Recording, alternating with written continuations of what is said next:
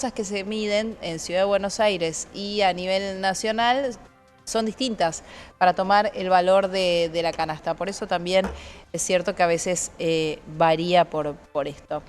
Vamos a hablar ahora con nuestro próximo entrevistado, Eduardo Coria Laos. Gracias por atendernos. ¿Cómo estás aquí, Nuria? ¿Qué tal, Nuria? Buenos días. ¿Cómo va?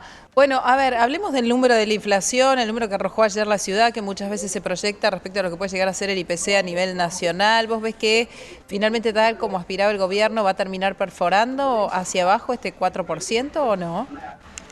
Sí, en realidad nosotros hacemos un relevamiento de precios en la provincia de San Juan y lo extrapolamos a nivel nacional, pero en función de los datos que nosotros estamos relevando acá, la inflación nos va a estar dando alrededor de entre el 3 y el 3,5%. Está mostrando una desaceleración con respecto al mes anterior, en línea con el movimiento de los precios que en Capital Federal se observó por el lado de los alimentos. Ujú. ¿Sí? Como vos bien lo decías, las estructuras de consumo difieren en los diferentes lugares del país. En el caso de Capital Federal de Cava, los servicios tienen un peso relativo mayor sobre la canasta básica total, digamos, mientras que las provincias tienen mayor énfasis o mayor peso los alimentos, o sea, los Ujú. bienes que consumen las familias.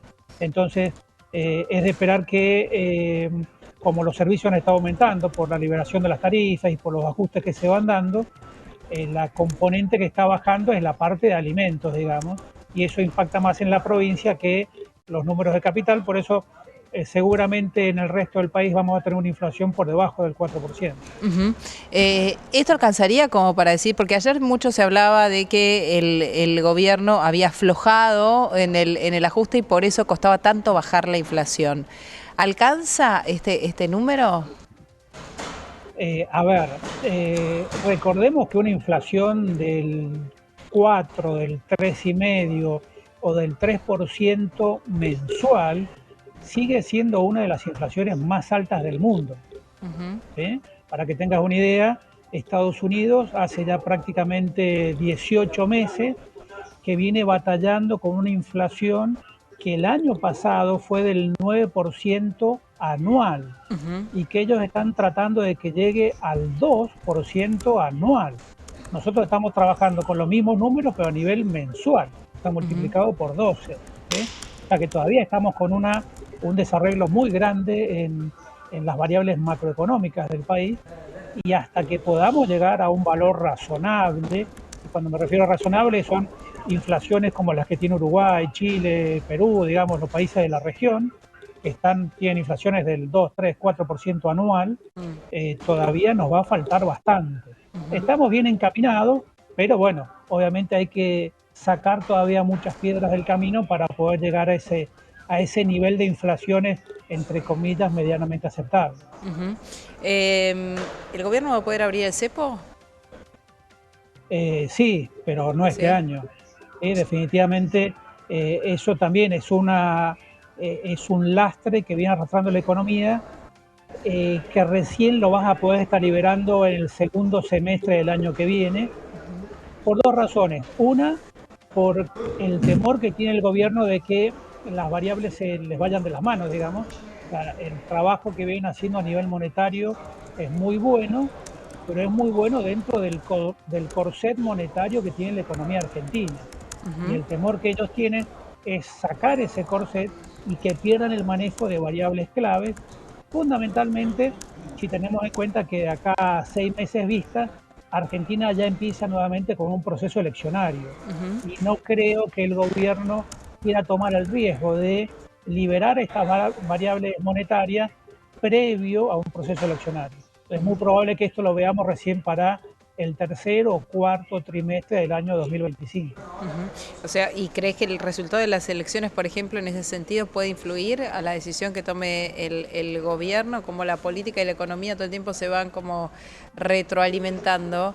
Vos Y decís, lógico, por política no van a tomar una decisión de este tipo antes de las elecciones. Y entonces que la tomen exactamente. después de las elecciones va a depender del resultado. No creo que dependa del resultado.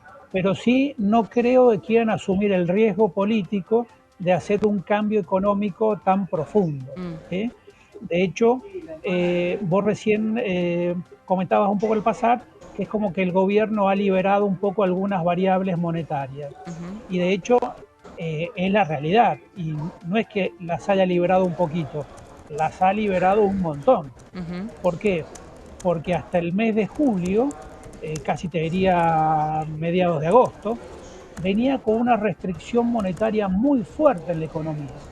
Esa fuerte restricción monetaria que tenía que ver con bajar el gasto público, restringir las transferencias a las provincias, disminuir el funcionamiento de una serie de organismos del Estado, hace que disminuya la demanda agregada de la economía. Entonces, te induce a una recesión. Claro. Esa recesión es la que te ayuda a bajar los precios. ¿Sí? Porque si la gente empieza a tener menos ingresos, a facturar menos, a vender Los menos, precios no pueden obviamente, subir, claro. exactamente, los precios Lógico. empiezan a subir. Entonces, la recesión es una herramienta para controlar la inflación. Pero, ¿qué ocurre? Es una herramienta que vos no la podés llevar al infinito porque se termina muriendo la economía. Claro, se Digamos, ¿sí? O paraliza sea, directamente la economía. exactamente, en el infinito la actividad económica baja a cero. Claro, ¿Sí? sí, sin Y eso duda. como política económica sería una aberración. Claro. Entonces, ¿qué es lo que hemos empezado a observar en las últimas, yo te diría, 4 a 6 semanas? Que el gobierno empezó a liberar flujos monetarios nuevamente. ¿Sí? Entonces, hace 3 semanas atrás, el gobierno tuvo un vencimiento de letras en donde vencieron alrededor de 7,3 billones de pesos y el gobierno solamente renovó alrededor de 5 billones de pesos. O sea, liberó 2 billones de pesos en la economía que rápidamente fueron a reactivar la economía. La Claro. reactivan vía sistema financiero, pero a partir de allí se derrama al resto de la economía. Claro. Entonces, eso empieza a reactivar la economía, hace que empiece a aumentar la demanda, porque hay un efecto riqueza, digamos, la gente tiene más dinero, Sí. lo sale a gastar, se va de vacaciones, cambia el auto.